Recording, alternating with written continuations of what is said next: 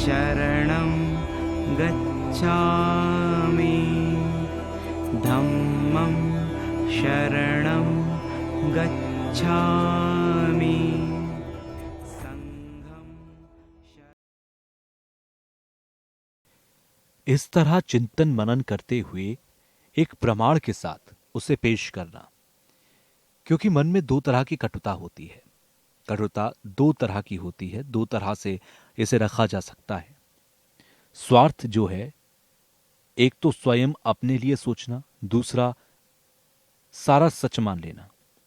तो ये दो जो हैं, इससे छुटकारा पाने के लिए जहां तक मन में एक बदलाव लाने के लिए सबसे अच्छा उपाय है, तो फिर एक बोध चित्त के अभ्यास करने का तो फिर जो बोध चित्त के अभ्यास करने का सबसे अच्छा ग्रंथ है, वो बोध चित्त अभ्यास से बढ़कर ग्रंथ है नहीं, ये सबसे सिद्ध ग्रंथ है। तो उनके प्रति अनुसरण करते हुए, स्तुति करते हुए, इसके बाद 8वां जो श्लोक है वो आचार्य शांत रक्षित के रक्षता के प्रति है। क्योंकि शांति रक्षिता के जहां तक दर्शन की बात है, तो वो दर्शन जो कि चित्त और माध्यमिक दर्शन, एक तरह से दोनों पर उनका प्रभाव है, दोनों पर उनकी छाप है। जैसे कि मन और विषय, एक तो मन हो गया स्वयं अपनी वजह से, और दूसरा जिस ओर हम देखते हैं वो विषय होता है। तो ये दोनों ही शून्य हैं, खाली हैं, या फिर ऐसा कहा गया है कि केवल मन से ही है। और दूसरी बात, जैसे कि उनके माध्यमिक दर्शन के जो ग्रंथ हैं, अब इसमें दो चीजें हमें समझना जरूरी है। पहली बात तो ग्रंथकार के अपने दृष्टिकोण होते हैं और ग्रंथ के अपने दृष्टिकोण होते हैं। दोनों दृष्टिकोण को समझना जरूरी है, क्योंकि लिखे भले ही ग्रंथकार के हों, लेकिन दृष्टिकोण और सिद्धांत जो हैं वो व्यक्ति के नहीं हैं, वो उस ग्रंथकार के नहीं है, वो उस ग्रंथ के हैं। ये एक समझने के तौर पर जरूरी है, नहीं तो गलतफहमी हो सकती है। विज्ञानवादी के जो दर्शन आदि हैं, इस तरह के जो ग्रंथ हैं, उनके द्वारा रचना करते हुए, उनको याद करते हुए उनकी स्तुति की जाती है। उसके बाद नए श्लोक जो हैं, वो उनके शिष्य जो हैं आचार्य कमलशील द्वारा, जैसे जैसे उनके अध्यापक गुरु शांत रक्षिता के इतने सारे ग्रंथ हैं, माध्यमिक दर्शन से लेते हुए तो उसके शांत रक्षिता जो है, उसके बाद कमलशील जो हैं वो तिब्बत में आए। तिब्बत के उस समय धर्मराज के प्रार्थना पर वो तिब्बत आए। आकर के उन्होंने भावनाक्रम आदि जो 3 भावनाक्रम के ग्रंथ हैं उसकी रचना की। तो ऐसी रचना करते हुए हिमालय के देश तिब्बत देश पर उनकी बड़ी कृपा रही, तो हम उनका भी अनुसरण करते हैं। यहां जैसे कि उसके बाद वंदना करते हुए कहावत के तौर पर भी पारमिता के जो सूत्र हैं वो सीधे तौर पर, यानी कि साक्षात रूप से शून्यता के बारे में बताते हैं उसमें। और फिर उसके बाद बारीकी के तौर पर अनुमान लगाते हुए पथ, भूमि और पथ के बारे में बताया गया उसमें। और इन दो विषयों की शून्यता और शून्यता का जो बड़े गंभीर दर्शन बताए गए। गंभीर दर्शन का मतलब शून्यता से समझना होगा, और फिर शून्यता के माने गंभीर दर्शन। और उसके बाद आचरण से संबंधित, जैसे कि 6 प्रज्ञा हो गए, या फिर 10 भूमि हो गई, या फिर 5 पथ हो गए। तो आदि आदि जो हैं वो आचरण से संबंधित है, तो वो एक उसे विशाल से एक विस्तार के नाम से माना जाता है। तो जैसे कि मैत्रीनाथ के दर्शन करते हुए वो उनके मैत्री धर्म के 5 जो ग्रंथ हैं, जैसे कि उसमें खासकर अभिसमय अलंकार जो कि एक सबसे विशेष ग्रंथ माना जाता है, हमारे जो अध्ययन करने में उसके जो अर्थी होते हैं, यानी याद करते हुए अध्ययन करते हैं, आचार्य आसंख के कोई ग्रंथ की इस तरह से याद किए जाते हैं। और उसके बाद आचार्य वासुदेव के, जैसे कि विज्ञानवादी के जो प्रश्न हैं, और जैसे कि वासुदेव के धर्म कोश के अध्ययन कोश के जो ग्रंथ हैं, उसको भी लोग जुबानी याद करते हैं। तो उस माध्यम से याद करते हुए, अध्ययन करते हुए सबसे पहले तो बुद्ध के शासन को अपनाते हैं। बुद्ध के शासन को अपनाने के बाद उसे खुद सबसे पहले संभालते हैं, उसे अपनाते हैं। उसके बाद जो उसे संभाल के रखते हैं, तीसरे जो हैं उसका प्रचार करते हैं। प्रचार एकदम से नहीं किया जाता। तो जैसे कि ये कहा जाता है कि उनके अपने से भी, आचार्य के अपने से भी बड़े विद्वान शिष्य हुए हैं। ऐसा माना जाता है एक कहावत के तौर पर, जैसे नया दर्शन पर भी है, इसलिए नालंदा के भी जो आचार्य हुए, तो उसमें विशेषकर जैसे प्रमाण के तौर पर परिवार्तीकरण आदि जो ग्रंथ हैं, तो उसमें प्रमाण के तौर पर नया दर्शन दिखनाक भी हम याद करते हैं। दिखनाक के द्वारा जो लिखे गए जो दिखनाक के ग्रंथ हैं उसका भी अध्ययन किया जाता है। तो उसके बाद उनके ही शिष्य जब ये धर्म कीर्ति की प्रमाण वार्तीकरण की जो रचना है उसका भी अध्ययन किया जाता है। खास करके दूसरा अध्याय जो है उसमें 4 सत्य के बारे में बड़े विस्तार से बताया गया, प्रमाण के साथ बताया गया, अनुमान लगाते हुए प्रमाण के साथ बताया गया। तो इसे भी लोग जुबानी याद करते हैं, तो उनका भी अनुसरण हम करते हैं, हम उनके भी अनुयायी हैं। और जैसे कि उनके धर्म ग्रंथ के अंदर वस्तुओं को वास्तविकता देने के लिए, एक अनुमान लगाते हुए साफ समझने के लिए तौर तरीके जो बताए गए हैं शब्द आदि से, तो ये यही मायने में बड़ा ही दिमागी तौर पर तरीका है। तो उस माध्यम से जो कि 4 सत्य के भी अभ्यास अध्ययन किए जाते हैं। उसके बाद अब आचार्य विमुक्त सिंह के द्वारा लिखी रचना, उनकी माध्यमिक लोक जो उनका ग्रंथ है, लोग उसका भी अध्ययन करते हुए, तो यहाँ से जैसे कि कुल मिलाकर के गंभीर दर्शन और विस्तार आचार्य के माध्यम से इन आचार्यों को याद करते हुए उनकी स्तुति करते हैं।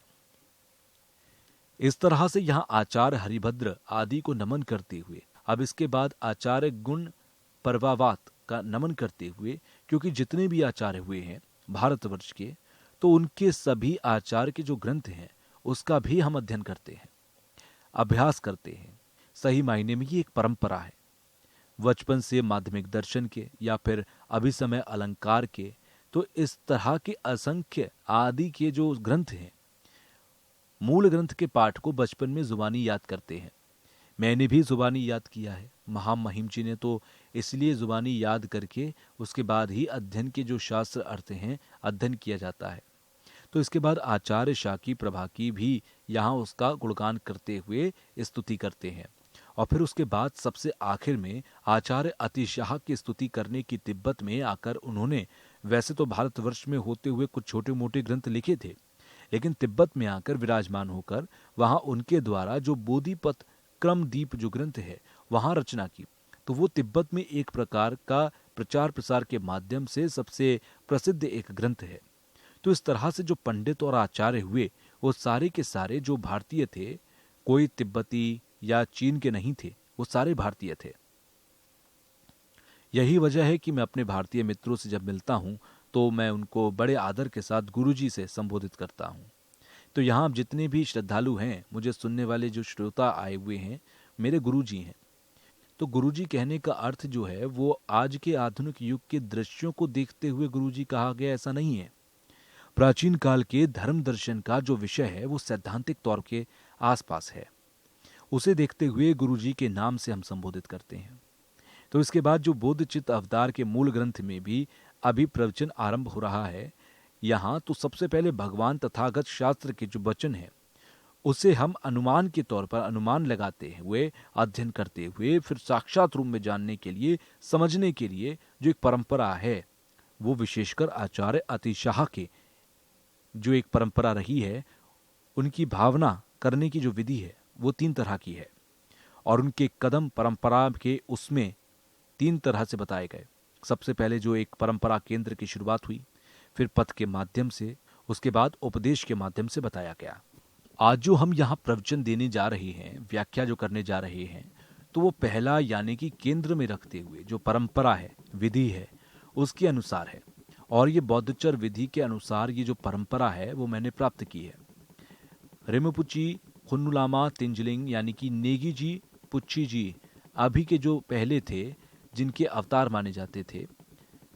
आपको तो इनके पहले जो नेगी लामा जी थे, किन्नौर के नेगी लामा, जिससे मुझे प्राप्त हुआ है, तो किन्नौर के नेगी लामा जी तिब्बत में गए और वो वहाँ गुरुओं के दर्शन करते हुए उन्होंने इसके दर्शन किए थे। और वो किसी एक शाखा तक सीमित ना रहते हुए बुद्ध धर्म के प्रति सभी शाखाओं के गुरुओं से उन्होंने आशीर्वाद लिया। ऐसे वो एक महान पुरुष थे। जहां तक मेरे महामहिम जी के जो गुरु रहे हैं, उनके करीब करीब 20 गुरु रहे, और उन 20 गुरु में भी 2 जो कि किन्नौर के रहे हैं, जैसे कि नेगी लामा जी और गेशेग वानशेगे गेन तंजपा, ये दोनों किन्नौर से रहे हैं। इसलिए यहाँ भगवान बुद्ध का जो धर्म है वो कैसा है, ये विस्तार से अभी बताया गया। तो वो सब आप याद कर कृपा कर सुने। और जैसे कि भारतीय नालंदा की जो 17 महापंडित आचार्य हुए, उनमें से बहुत से जो ग्रंथ रहे हैं उनका यहाँ प्रवचन देने जा रहे हैं। तो कृपा कर सभी बड़े साफ नियत से सुनना, इरादा साफ रखना अपना। और साफ नियत माने यहाँ जो सुनने आ रहे हैं वो धर्म वचन विषय अपने में एक बदलाव लाने के लिए हमें सुने,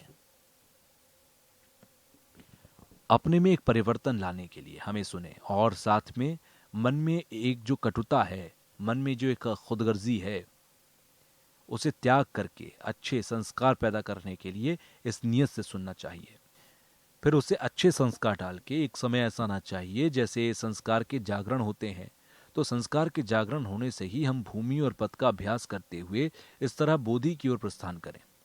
इसलिए केवल अपने तक ही ना सीमित रखते हुए प्राणियों के हित में मैं ये प्रवचन सुनने जा रहा हूँ, अभ्यास करने जा रहा हूँ। इसलिए मेरा आदेश है कि इस प्रार्थना को सुने। और जैसे कि आचार्य आर्यदेव ने कहा कि धर्म के प्रति चिंतन मनन के लिए जरूरी होता है कि मन किसी एक की तरफदारी ना करे, किसी एक दिशा की ओर ना जाए, किसी एक शाखा की ओर ना बैठे।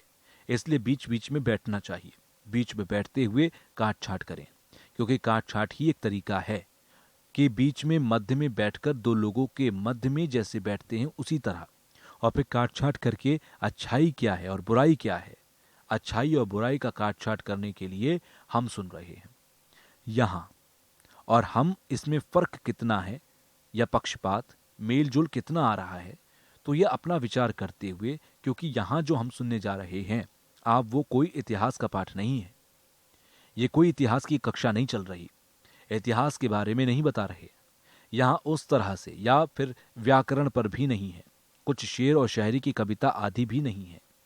तो इसलिए यहाँ जो प्रवचन का विषय है वो बौद्ध चित्त पर, यानी कि अपने आप मन में एक बदलाव लाने के लिए, खुद को अपने काबू में रखने के लिए, जो अशांति जो है उसे शांत करते हुए। और मैं हमेशा ये कहा करता हूँ कि एक बार हमारा सम्मेलन हुआ था अर्जेंटीना में, तो वहाँ एक प्रोफेसर थे फिजिक्स के, तो वो बता रहे थे कि उनके जो शोध के कार्य हैं, जो शोध के कार्य के प्रति मन में राग नहीं रखना चाहिए, लालच नहीं रखना चाहिए। तो उस समय मुझे ध्यान आया कि मैं एक बौद्ध हूँ और बौद्ध धर्म के प्रति मेरे मन में किसी तरह का लालच नहीं होना चाहिए, लगाव नहीं होना चाहिए बौद्ध धर्म के प्रति, क्योंकि ये एक तरह का स्वार्थ बन जाता है। इसलिए यही बात जो है कि आचार्य ने सोखा पांची पुच्छ ने भी कहा कि मन को एक तरफ ना रखें, एक तरफा ना मन हो, और फिर बड़े सोच विचार, बड़े दिल और दिमाग के साथ इस चीज को समझना चाहिए। जैसे कि भारतीय जितने भी ग्रंथ हैं, उन ग्रंथों की शुरुआत करते समय इसमें 4 विषय रखे जाते हैं। 4 विषय में सबसे पहला ग्रंथ, इस ग्रंथ की आवश्यकता क्या है, उसके बाद उस ग्रंथ का विषय क्या है, उस ग्रंथ का लाभ क्या है, और उसके बाद चौथा ये कि इसका आने वाले समय में क्या लाभ है। इस तरह से 4 विषय जो बताए गए, तो उसमें खासकर इस ग्रंथ का जो विषय क्या है, विषय को समझना बहुत जरूरी है। फिलहाल के लिए नहीं, बल्कि आगे इसका क्या लाभ होगा ये देखना जरूरी है। इसमें इच्छा ही नहीं बल्कि जिज्ञासा भी होनी चाहिए। जैसे कि कहा जाता है कि सोच विचार किए जाते हैं वो एक धर्म के अनुयायी बनते हैं, और जो बिना सोचे समझे ऐसे ही निकल जाते हैं वो केवल श्रद्धा तक ही सीमित रह पाते हैं। इसलिए भगवान बुद्ध ने भी यहाँ स्वयं कहा कि भिक्षुओं और विद्वानों को उन्होंने कहा कि मेरे द्वारा जो वचन है उन वचनों को तुम परखो, जैसे सोने को परखा जाता है, जलाकर, काट कर, रगड़ कर। इसलिए भगवान बुद्ध के भी वचनों को उन्होंने कहा कि मेरे वचनों को परखो। मेरे वचन जो हैं परखने के लिए, अभ्यास करने के लिए हैं, ये कोई मान सम्मान का विषय नहीं, बुद्ध ने ये कहा है। तो यही वजह है कि भगवान बुद्ध की बात आचार्य नागार्जुन ने भी कितने सारे काट छाट करते हुए, अनुमान लगाते हुए ग्रंथ के जिस तरह से शास्त्र के माध्यम से और जैसे प्रमाण के तौर पर पेश किया, तो इसलिए बुद्ध के वचनों को भी हम शब्द से ही मानना, अर्थ से मानना, जैसे शब्द में है वैसे अर्थ में भी है, इस तरह काट छाट करते हुए आप उसे समझें। जैसे कदम्पा की परंपरा में भी ये कहा गया कि व्यक्ति से ज्यादा जो धर्म की ओर ध्यान होना चाहिए, जैसे कि बौद्धचर की अवतार की पुस्तक में सबसे पहले भारतीय भाषा में, फिर तिब्बतीय भाषा में, फिर उसके बाद जो कि बुद्ध और बौद्धस्त्रों को मैं नमन करता हूँ, ऐसा कहा गया। तो ये अनुवादक जो होते थे उनके अपनी ओर से अनुवाद करने से पहले मंगलाचरण के तौर पर है। तो उस समय तिब्बत के धर्मराजा के काल में ऐसे नियम स्थापित किए गए। जो अनुवाद करते थे बुद्ध वचन और शास्त्रों के, तो अनुवाद करते समय ये ग्रंथ, जो कि कौन सा ग्रंथ है, किस पिटक में है, तो ये मंगलाचरण के समझ जाते थे। जैसे कि यहाँ विनय पिटक से संबंधित हो तो उसमें सर्वज्ञाता के प्रति नमन करना, और फिर यहाँ इस वक्त जो सूत्र पिटक से संबंधित होने की वजह से बुद्ध और बौद्ध स्तूपों के प्रति ये किए जाते हैं। और उसके बाद जैसे कि मंजूश्री को नमन करना, क्योंकि ये ग्रंथ एक बौद्धचर अवतार है, इसलिए एक अभ्यास करने का विषय जो कि सारा कुछ इसमें है बुद्ध के वचनों से लेते हुए, तो इसीलिए इसमें बुद्ध और बौद्ध स्तूपों को नमन किया गया है। जहां तक कि नाम की बात है तो बौद्धचर अवतार, तो यहाँ बौद्धचर अवतार अर्थ के साथ दिया गया है। जैसे कि कुछ लोग होते हैं जो जैसे बुद्ध पालिता के जो ग्रंथ हैं उसके ग्रंथकार के नाम से जाने जाते हैं, या जैसे कि मध्यम चतुर्शतक जो कि श्लोक की संख्या से दिए गए हैं, तो यहाँ उसी तरह से जो कि माध्यमिक अवतार जो कि उस विषय से दिए गए हैं, तो यहाँ बौद्धचर अवतार अर्थ से दिया गया। और फिर जैसे कि बुद्धचर के जो कंजूर पोथी है उसमें से करीब करीब कोई 15 से 20 पोथियां हैं जो पहले चीन की भाषा से अनुवाद किया गया, लेकिन बाकी जितने भी बुद्ध वचनों में जो उपलब्ध हैं वो सारे भारतीय भाषा से ही अनुवाद किए गए हैं। तो यहाँ बोधिचर अवतार, बोधि शब्द के अर्थ के बारे में आपको बताया जाएगा। बोधि यानी कि बोधस्त्व शब्द के अर्थ के बारे में बताया जाएगा। बोधि शब्द जिसे संस्कृत में बोधि, इसे तिब्बत में छंगछुप करके एक अर्थ जो कि इस शब्द में स्पष्ट रूप से दिया गया है। तो छंगछुप बोध जो शब्द है 2 शब्द से बना है। वो छंग का अर्थ होता है एक तरह का छुटकारा पाना, छुटकारा पाने का अर्थ जो कि किसी चीज से छुटकारा पाना, पाप से या पाप के जो संस्कार हैं उनसे छुटकारा पाना। और पाप के संस्कार से छुटकारा पाने के लिए एक धर्म के धातु में लीन होना, तब जाकर पाप के संस्कारों से छुटकारा मिलता है। जब तक धर्म में लीन ना हो तब तक ये संभव नहीं है। इसीलिए यह कहा गया कि करुणा और प्रज्ञा ये 2 याद रखें। करुणा का अर्थ होता है प्राणी, यानी कि प्राणियों को देखें। प्राणियों को देखना ही दृष्टि जो कि अपनी है, विषय प्राणियों को रखना जो कि करुणा के अभ्यास के नियम है। और जहां तक प्रज्ञा की जो बात है, तो प्रज्ञा में दृष्टि जो है वो बुद्ध के जो स्थान है उसमें से रखना चाहिए। तो ये लक्ष्य रखने के तौर तरीके बताए गए। और इसी तरह से बोधि शब्द का अर्थ जो कि एक तरह का ज्ञान की प्राप्ति का प्रयास होता है। ज्ञान माने कि एक दिमागी विकास, और विकास हो तो प्रज्ञा का विकास हो, सोच और समझ बढ़े, तो उसमें एक कमल का फूल भी उदाहरण है। तो इसलिए बुद्ध के ज्ञान प्राप्ति, बुद्ध की ज्ञान प्राप्ति माने जो कि कुछ है वस्तु विषय, वो सारा कुछ जानना समझना। तो सारा कुछ जानना और समझने से पहले पाप रूपी संस्कार से छुटकारा पाना होगा, और इससे छुटकारे से पहले पाप रूपी संस्कार से छुटकारा पाना होगा, और इससे छुटकारा पाने से पहले धर्म में लीन होना जरूरी है। तो धर्म में लीन होने से ही संस्कार से छुटकारा मिलना, जो कि मानसिक संस्कार है, मन से संबंधित जो संस्कार है, जो आदत है जन्मों जन्मों की, तो उससे छुटकारा मिलेगा। तो इसीलिए ज्ञान शब्द का अर्थ जो कि यहाँ इस समय बोधि शब्द के संबंधित होने के कारण यहाँ बैठता है, केवल अपने लिए ही नहीं सभी प्राणियों के हित में मैं ये अभ्यास करने जा रहा हूँ। ऐसी नियत रखते हुए, ऐसा इरादा रखते हुए, संकल्प करते हुए संस्कार रखें। ये बोधिचित्त या बोधस्त्व का अर्थ जो कि ऐसा संकल्प लेने वाले व्यक्ति होते हैं उसे कहे जाते हैं। और फिर जहां तक प्रवेश करने की बात है, उस पर अभ्यास करने के लिए तो वो बोधिचित्त के संकल्प से संबंधित है। और जहां तक साधना करने की बात है, जो आचरण की बात है, तो प्रवेश करें और उसके बाद साधना करने का इस माध्यम से जो कि बोधि की प्राप्ति करें। शरणं गच्छामि धम्मं शरणं गच्छामि